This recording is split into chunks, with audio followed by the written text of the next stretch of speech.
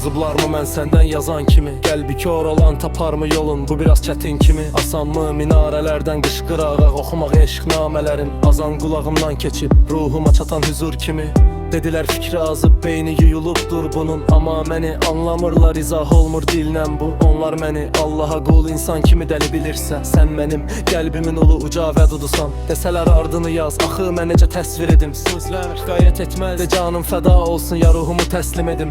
Şeir də sənə aşiq, o da bəsti demir. Mən edirəm çox şey, inkar dilinlə təsdiq edib. Hansı mömin bu qədər tənbə olar? Düzərəm nəfsimə şikayəti, bu həm də bəstə olar. Yüzündən belə lap minindən dinlərəm səni. Bir qulun Allahını sevdiyi tək sevirəm səni. Məni al məndən, mən bir tək sənə aşiq olum.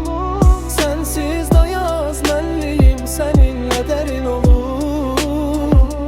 Sənsiz imtahan, dərs sınavında isyan olur. Amma bu qonağım belə səninlə sərin olur. Məni al bəndən, mən bir tək sənə aşiq olum. Sənsiz dayaz mənliyim, səninlə dərin olur. Sənsiz imtahan, dərs sınavında isyan olur. Amma bu qonağım belə səninlə sərin olur. Ya Allah, mən səni nə zaman tapdım deyil yadımda. Bilirsən nəfs oyununu xeyli tələ var. Yox istəmirəm mən düşəm ora, nəticədə o nəfsin sahibi də sənsən o ürəyimdə. Sevdanın yox, mən eşqin şairiyəm.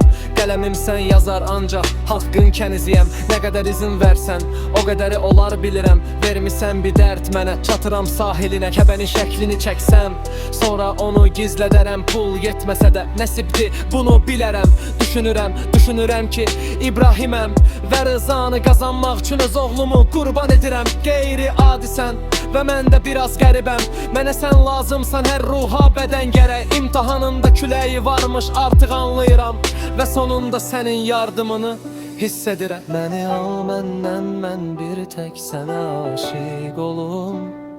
Sənsiz dayaz mənliyim, səninlə dərin olur.